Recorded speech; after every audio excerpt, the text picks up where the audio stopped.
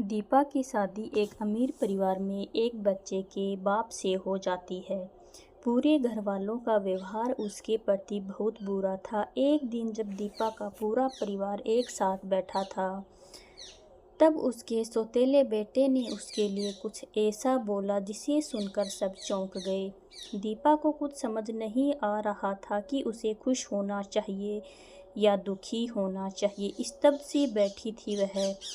थोड़ी देर पहले ही उसकी मम्मी कामिनी उसे यह खुशखबरी सुनाकर गई थी कि राधिका देवी ने उसे अपने बड़े बेटे सुनील के लिए पसंद किया है। राधिका देवी बनारस के एक समर्थ परिवार की मुखिया थी, जो अपने दोनों बेटों सुनील और अनिल के साथ एक बड़ी सी कोठी में रहती थी। राधिका देवी ने कुछ ही दिन पहले दीपा को अपनी सहेली चंद्रिका की बेटी तनु के साथ देखा था और सांवली साधारण रूप रंग वाली धीर गंभीर अल्पभाषी दीपा को अच्छी तरह से जान परख लिया था और तनु से भी अच्छी तरह पूछताछ कर दीपा को अच्छी तरह से जान परख लिया था और तनु से भी अच्छी तरह पूछताछ कर दीपा के घर आ गई थी। दीपा के पिता तो थे नहीं, न कोई भाई बहन थे। इतने बड़े घर परिवार की मालकिन कामिनी जैसे प्राइमरी स्कूल की साधारण शिक्षिका के सामने हाथ जोड़कर कह रही थी, कामिनी जी, हमें और कुछ नहीं चाहिए, बस आप हाँ कर दीजिए। चाहे तो सुनील के चाल चलन के बारे में पता कर लें। आपकी बेटी इसी शहर में रहेगी आपके सामने, बस मुझे थोड़ा समय दीजिए, मैं दीपा से बात कर लूँ, कहा था कामिनी ने। समस्या बस यही लग रही थी कि 4 महीने पहले ही सुनील की पत्नी दिव्या की कार दुर्घटना में मृत्यु हो गई थी। सुनील और उनका 1 वर्षीय बेटा सिद्धार्थ बाल बाल बच गए थे। अब राधिका को अपने बेटे का घर फिर से बसाने की जल्दी थी। उन्हें कामिनी की आर्थिक स्थिति का अंदाजा हो ही गया था। साधारण ढंग की लड़की दबकर रहेगी उनके वैभव में। लड़की सीधी लग रही थी, चुपचाप सिद्धार्थ की देखभाल करेगी, यही चलता रहता था राधिका के मन में। दीपा का एमए अभी पूरा ही हुआ था। इस रिश्ते को लेकर दीपा को कुछ समझ नहीं आ रहा था। शादी होते ही एक बेटे की मां बनने में उसे कोई आपत्ति नहीं थी। इसके पहले जितने भी रिश्ते आए थे, लड़के वालों का दबे छुपे शब्दों में दहेज मांगने का ढंग उसे चुभता रहा था। उसे अपने साधारण रूप रंग का भी एहसास था। अब तक कहीं बात नहीं बनी थी और फिर अपनी मम्मी की चिंता देखकर उसने इस रिश्ते के लिए हामी भर दी। वैसे भी उसकी अपनी पसंद तो कोई थी नहीं। कामिनी को भी कोई आपत्ति या कोई कारण समझ नहीं आया। सुनील की शिक्षा, बिजनेस, धन, किसी में कोई कमी नहीं थी। बेटी रानी की तरह राज करेगी, ऐसा रिश्ता देखकर वह खुश थी। रही सिद्धार्थ की बात, तो वो जानती थी कि दीपा को बच्चों से प्यार है, उसे सिद्धार्थ से लगाव हो ही जाएगा। यह भरोसा तो उन्हें था ही। विवाह आनन फानन में तय हो गया था। राधिका देवी, सुनील, अनिल और उसकी खूबसूरत पत्नी मंजू, अनिल से छोटी सुजाता और सुनंदा सब आकर दीपा को हीरे की अंगूठी पहना गए थे। कामिनी राधिका के बड़पन के आगे नतमस्तक होती रही। विवाह 1 महीने बाद ही होना था। सबके जाने के बाद दीपा ने कहा, माँ, मुझ जैसे साधारण शकल सूरत की लड़की को कैसे पसंद कर लिया उन्होंने। वे सब कितने गोरे, कितने सुंदर हैं, और सिद्धार्थ को सब नौकरों के पास क्यों छोड़ आए थे वो तो मुझे नहीं पता, लेकिन तू चिंता मत कर, यह सब तो ईश्वर की मर्जी से होता है। लेकिन माँ, मैं तो उन लोगों के सामने कुछ भी नहीं हूँ। क्यों इतना कम समझ रही है अपने आप को बेटा? पढ़ी लिखी है, कितने अच्छे नैन नक्श हैं मेरी बेटी के। तू बस अब खुशी से तैयारियां कर बेटा। फिर जितना हो सकता था कामिनी ने अपनी बेटी के लिए किया। राधिका देवी बस कुछ खास लोगों के साथ आई और साधारण रूप से विवाह संपन्न हो गया। दीपा ने बड़ी बहू के रूप में ससुराल में प्रवेश किया। दीपा के दिल में सिद्धार्थ को देखते ही उस छोटी सी जान के लिए ममता उमड़ पड़ी। सुनील ने पहली रात ही दीपा से कहा, यह विवाह माँ की मर्जी से हुआ है। हमारे तुम्हारे स्टैंडर्ड में जो फ़र्क है उसे समझने में तुम्हें थोड़ा समय तो लग ही जाएगा। मैं तो खुद हैरान हो गया था जब माँ ने तुम्हें पसंद किया था। माँ तो हर चीज़ में अपना स्टैंडर्ड देखती है, पता नहीं कैसे उन्होंने तुम्हें। खैर छोड़ो, धीरे धीरे हमारी सोसाइटी के कायदे कानून सीख जाओगी। अवाक बैठी रही थी दीपा, यह क्या हो गया? उनका दिल अंदर ही अंदर रो पड़ा। अगले एक हफ्ते में ही उसे सबके व्यवहार में एक परायापन लिए दूरी दिखाई देती रही। उसने सोचा, क्या यह अमीर गरीब का फ़र्क है? वह सबसे घुलने मिलने की कोशिश कर रही थी, लेकिन उनके स्तर में जो असमानता थी वह उसे साफ साफ महसूस होने लगी। दीपा ने हर समय नौकरों की देखभाल में पलते सिद्धार्थ को अपनी बाहों में लिया तो उसे अजीब सा सुकून मिला। सुजाता और सुनंदा अभी बीकॉम में पढ़ रही थी। दीपा को एडजस्ट करने में बहुत मेहनत करनी पड़ रही थी। पहली दिवाली पर राधिका देवी ने सुनील से कहा, कल दीपा को भी शॉपिंग करवा लाना। सुजाता ने कहा, भाभी आप क्या खरीदेंगी अपने लिए? दीपा ने बहुत सहज ढंग से कहा, जो तुम्हारे भैया पसंद करेंगे वो ही मैं खरीद लूँगी। मुँह फट सुनंदा ने कहा, भैया अभी तक तो गोरी चीटी भाभी के लिए जो भी खरीदते थे उन पर जचता था। आपके लिए तो उन्हें बहुत सोचना पड़ेगा कि क्या खरीदा जाए। अपमान से जल गया दीपा का दिल, आंखें भर आई। दुख और ज़्यादा तब हुआ जब देखा वहाँ बैठा घर का हर व्यक्ति इस भद्दे व्यंग्य पर हंस दिया। मन हुआ कि कहे, क्यों लाए हो मुझे इस घर में? क्यों हाथ जोड़कर विवाह का प्रस्ताव रखा था? ले आते कोई गोरी सुंदर लड़की, लेकिन उसके संस्कारों ने उसे कुछ भी कहने से रोके रखा। अब दीपा ज़्यादा से ज़्यादा समय सिद्धार्थ की देखरेख में बिताने लगी थी। एक दिन वह अपने कमरे में अकेली उदास बैठी थी। सुनील ने कहा, उदास क्यों बैठी रहती हो? किसी रानी जैसा जीवन है तुम्हारा, लाइफ एंजॉय करो। दीपा ने सोचा, रानियां क्या सचमुच सुख से रहती हैं? कीमती साड़ी, गहने, नौकर, राजमहल के अलावा नारी को सुखी होने के लिए और क्या चाहिए भला? पर पता नहीं क्यों बचपन से ही रानियों के सुख को लेकर उसके मन में बहुत सा संदेह रहता था। रानियों से क्या कभी किसी ने उसके मन की खुशी के बारे में पूछा था? सुनील ने टोका, क्या सोच रही हो? मैं माँ से मिल आऊँ? मन लगता है वहाँ तुम्हारा अब? क्यों नहीं लगेगा? मैं समझी नहीं।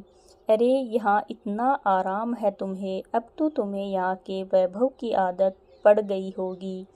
इस बात का दीपा ने कोई जवाब नहीं दिया, बस पूछा, सिद्धार्थ को अपने साथ ले जाऊं?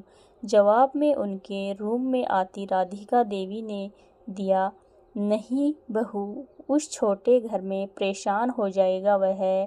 माँ जी थोड़ी देर में तो आ ही जाऊंगी। नहीं नहीं, उसे रहने दो, तुम ड्राइवर और गाड़ी ले जाओ। दीपा के मन को बहुत कष्ट पहुंचा। वह हर बार यही सोचती कि क्यों इस घर के लिए उसे पसंद किया गया। क्या इसलिए कि वह इस घर के रोब दाब में दबी रहे, उनके बेटे की ज़रूरत का एक साधन बनी रहे और सिद्धार्थ की देखभाल करती रहे चुपचाप। सिद्धार्थ से तो उसे लगाव हो भी गया था। वह भी उसके आसपास ही मंडराता रहता। अब तो वह उसी के साथ सोने भी लगा था। उस दिन वह अकेली माँ से मिल आई। सुनील तो कभी उसके साथ गया भी तो खड़ा खड़ा हाल चाल पूछ लेता और व्यवस्था का बहाना बना चल देता। अब दीपा चाहती भी नहीं थी कि वह उसके साथ जाए। दामाद की सेवा में जब कामिनी इधर उधर दौड़ती तो दीपा बहुत असहज हो जाती। धीरे धीरे वह अकेले ही आने लगी। दीपा के दिल को एक बड़ा धक्का लगा जब एक रात सुनील ने दीपा से कहा, मैं दूसरे बच्चे के मूड में नहीं हूँ, बस सिद्धार्थ हमारी एक ही संतान रहेगा।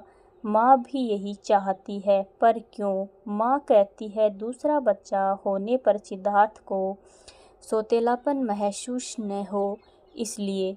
सौतेलापन क्यों होगा? मैं तो सिद्धार्थ को अपना बेटा ही समझती हूँ। माँ कहती है ये सब कहने की बातें हैं, फ़र्क तो होता ही है। लेकिन मैं माँ बनना, बीच में ही बात काट दी सुनील ने। बस सिद्धार्थ की ही माँ बनकर रहो न, क्या प्रॉब्लम है? उसी दिन उसने अपने दिल पर पत्थर रख लिया और चुपचाप यह दर्द पी गई। दीपा ने दिव्या की फ़ोटो अलमारी में कई बार देखी थी। बहुत खूबसूरत थी दिव्या।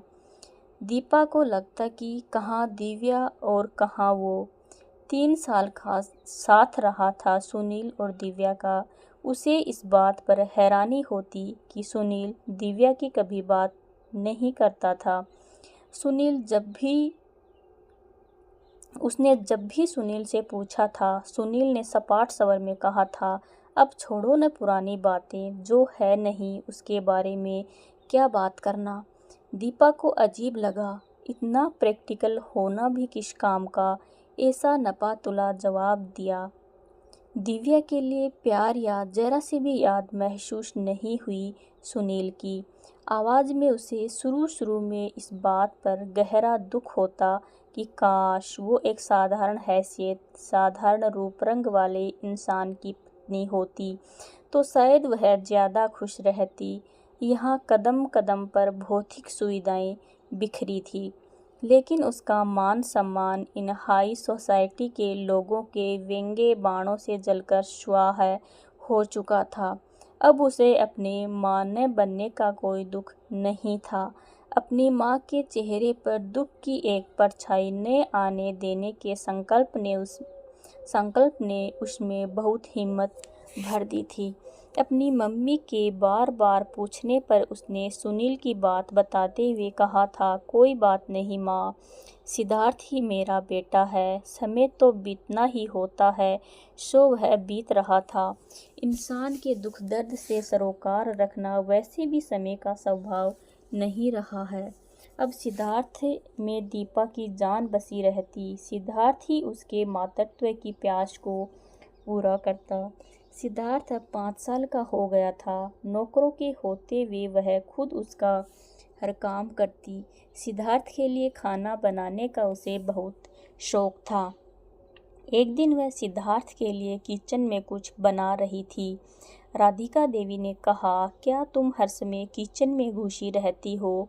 तुम मिडिल क्लास लोगों की यही समस्या है, अपनी मानसिकता और कल्चर छोड़ना ही नहीं चाहते। अब तुम एक बड़े बिजनेसमैन की पत्नी हो, तुम्हें उसी हिसाब से रहना चाहिए। नौकर भी क्या सोचते होंगे? दीपा का सारा उत्साह ठंडा पड़ गया। दिल भर आया। राधिका देवी आगे बोली, और एक तो तुम्हारा रंग वैसे ही इतना गहरा है, और गैस के सामने खड़ी खड़ी शकल सूरत खराब हो जाएगी। अरे ऐसे तो न रहो कि लोग तुम्हें सिद्धार्थ की नौकरानी समझे। दीपा चुपचाप आंसुओं से भरी अपनी आंखें छुपाते हुए अपने रूम में आ गई। सिद्धार्थ के आने तक वह मुंह हाथ धोकर फ्रेश हो गई। सिद्धार्थ को वह खाना अपने हाथ से खिलाती थी। वह उसे पता नहीं कितनी बातें सुनाता रहा। फिर सिद्धार्थ उसके पास ही लेट गया। दीपा के मन में यही आ रहा था, उसकी माँ ने उसे पैसे से अधिक इंसान की इंसानी रिश्तों की कदर करना सिखाया था। बचपन में रोपा गया संस्कारों का पौधा उसके मन में अपनी जड़ें फैला चुका था। इस तथाकथित हाई स्टैंडर्ड लोगों की श्रेणी में शामिल होने के लिए वह कैसे उसे एक झटके से उखाड़ फेंके। वह सिद्धार्थ को खुद पढ़ा थी। सबके कहने पर भी उसने सिद्धार्थ के लिए कोई ट्यूटर नहीं रखा। वह अपनी तरफ से उसे बहुत अच्छे संस्कार दे रही थी।